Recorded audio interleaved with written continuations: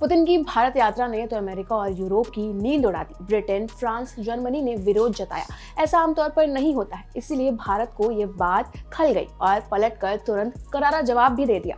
नमस्कार, मेरा नाम है श्रुतिका विश्वकर्मा और आप देख रहे हैं एबीपी लाइव। रूस के राष्ट्रपति पुतिन की भारत यात्रा से अमेरिका तो टेंशन में है ही, लेकिन अब तो यूरोप के देश भी अपसेट हो गए हैं। जहां ब्रिटेन, फ्रांस और जर्मनी जैसे ताकतवर देशों ने अजीब तरह से एक मोर्चा खोल दिया है। भारत से दोस्ती को ताक पर रखकर अनर्गल बयानबाजी कर रहे हैं, तो भारत ने इसे अपनी सोवेरेनिटी और कूटनीतिक शिष्टाचार पर हमला मानते हुए सख्त ऐतराज जताया। लेकिन सबसे तगड़ा जवाब विदेश मंत्री एस जयशंकर ने दिया। जयशंकर ने पश्चिमी देशों को एक अलग मोर्चे पर घेरते हुए साफ कर दिया है कि अगर वो अपनी नीतियों से बाज नहीं आएंगे तो नुकसान उनका ही होगा। यूक्रेन युद्ध शुरू होने के बाद पुतिन की ये विदेश यात्राओं में से एक दुर्लभ यात्रा है, जहां पश्चिमी देश खासकर अमेरिका और यूरोप पिछले 3 सालों से पुतिन को ग्लोबल प्लेटफॉर्म पर अलग थलग करने की कोशिश कर रहे हैं। लेकिन जब दुनिया का सबसे बड़ा लोकतंत्र भारत पुतिन का रेड कार्पेट वेलकम करने को तैयार है, तो पश्चिम की यह मुहिम कमजोर पड़ती नजर आ रही है। यही कारण है कि पुतिन के प्लेन के लैंड करने से पहले ही यूरोप के 3 बड़े देश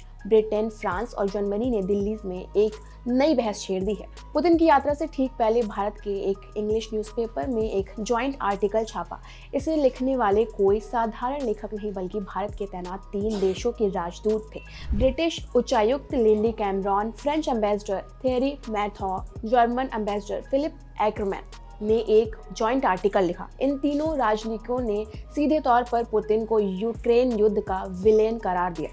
उन्होंने इसके साथ ये भी लिखा कि रूस शांति के प्रति गंभीर नहीं है। पुतिन एकमात्र ऐसे नेता हैं जो जब चाहे युद्ध रोक सकते हैं, लेकिन वो ऐसा नहीं कर रहे हैं। जहां एक तरफ राजदूतों के जरिए लेटर वॉर चल रहा था, वहीं दूसरी तरफ भारत के विदेश मंत्री एस जयशंकर ने एक अलग मंच से पश्चिमी देशों को सख्त संदेश दिया।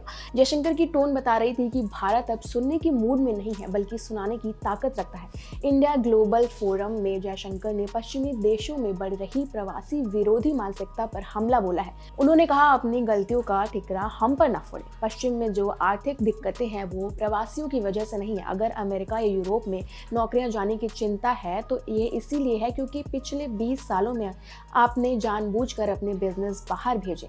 यह आपकी रणनीति थी।